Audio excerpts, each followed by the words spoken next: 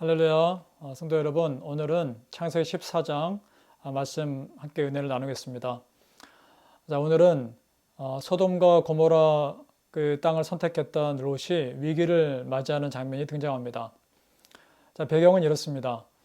북방 왕의 정복을 당하고 그 왕을 섬기고 있던 남방의 연합국들이 반란을 일으킵니다. 그 연합국 중에 소돔과 고모라가 포함되어 있었는데요. 그 전쟁에서 패하게 되죠. 문제는 소돔 땅에 살고 있던 아브라함의 조카 롯이 함께 끌려갔다는 것입니다.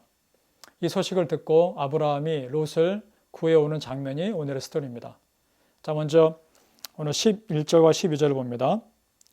내 왕이 소돔과 고모라의 모든 재물과 양식을 빼앗아 가고 소돔에 거하는 아브라함의 조카 롯도 사로잡고 그 재물까지 노력하여 갔더라. 자, 여러분 어떠세요? 기름진 땅인 것 같았고 여호와의 동산 같았고 애굽 땅 같은 풍요로움을 가지고 있었던 소돔과 고모라, 그런 세상의 풍요로움을 선택했던 롯의 결과는 어떻습니까? 순간의 그 풍요로움으로 끝나는 것 아닙니까? 그런데 그와 반대로 하나님의 주시는 축복, 보다 더 영적인 축복을 사모했던 아브라함의 결과는 어떻습니까? 자, 오늘 말씀 14절을 보면요. 아브라함이 그 조카의 사로잡혔음을 듣고 집에서 길리고 연습한 자 318인을 거느리고 단까지 쫓아가서 이렇게 되어 있습니다. 자, 여러분, 아브라함이 전쟁에 이기기 위해서 단까지 쫓아갔다는 것을 지금 보는 게 아니라 아브라함이 함께 거느리고 있던 사람이 318명의 용사가 있었다는 것을 좀 주목해 보았으면 좋겠습니다. 318명이면 그의 가족까지 포함하면 거의 1000명 가까운 사람이 아브라함의 거느리는 큰 그 가족 중에, 패밀리 중에 있었다는 것이죠. 그 당시에 이 정도의 규모는 굉장한 것입니다. 아브라함이 주신 하나님의 축복도 또한 대단한 것이죠. 자, 여러분, 그럼 우리가 무엇을 먼저 선택해야 될지 답이 나오지 않습니까?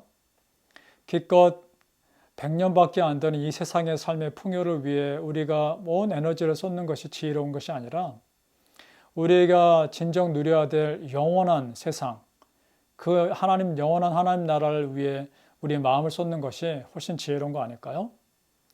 요한 3서 1장 2절 말씀엔 이런 말씀이 있습니다. 요한 3서 1장 2절 말씀, 사랑하는 자여, 네 영혼이 잘됨 같이 네가 범사에 잘되고 강건하기를 내가 간구하노라. 자, 여러분, 영혼이 잘되는 것이 먼저입니다. 이것이 잘되면 범사에 잘되는 건 그 다음 문제인 줄 믿습니다. 아브라함이 하나님 앞에서의 일대일의 관계 속에서 영혼이 잘되자 범사에 잘되게 하는 건 그 다음 자연스럽게 따라오는 어떻게 보면 보너스 같은 축복이었던 겁니다.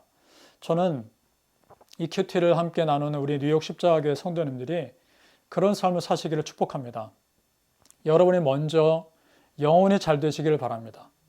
그러면 그 다음에 자연스럽게 주시는 범사에 잘되게 하신 은혜가 또한 있으시기를 예수님의 이름으로 축복합니다. 자, 아브라함이 그 비밀을 알았을까요?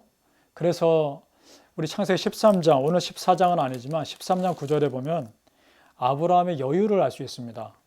롯이 소돔과 고모라 땅을 선택한다고 했을 때 아브라함이 이렇게 말합니다. 네 앞에 온 땅이 있지 아니하냐?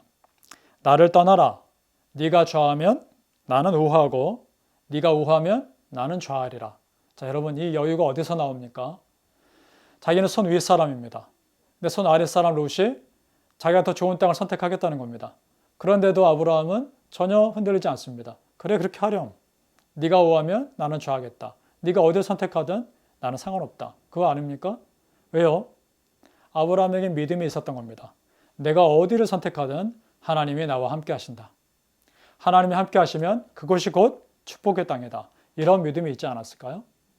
여러분, 우리가 좀 크리스찬으로서 그런 여유가 있었으면 좋겠습니다. 누가 나에게 뭐라 하든 나는 괜찮다. 하나님이 나와 함께 하시기 때문입니다. 이런 고백을 할 수 있는 그런 믿음의 여유가 우리 모두에 있기를 축복합니다. 자, 이렇게 싸움에서 승리하고 이제 아브라함은 돌아옵니다. 자, 그런데 놀라운 사람이 한 사람 등장합니다. 오늘 14장 17절에 보니까 싸움에서 싸우 이기고 돌아온 아브라함에게 18절에 살렘 왕 멜기세덱이 등장합니다. 살렘은 평강, 평화라는 뜻이죠. 평강의 왕 멜기세덱이 등장해서 아브라함을 축복합니다. 자, 이 사람이 누구길래 성경에 기록되어 있을까요? 이 사람에 대해서 히브리서 7장 말씀에 자세히 기록되어 있습니다. 히브리 7장 말씀에요. 이렇게 되어 있는데요. 이 멜기세덱은 살렘 왕이요 지극히 높으신 하나님의 제사장이라. 여러 임금을 쳐서 죽이고 돌아온 아브라함을 만나 복을 빈 자라.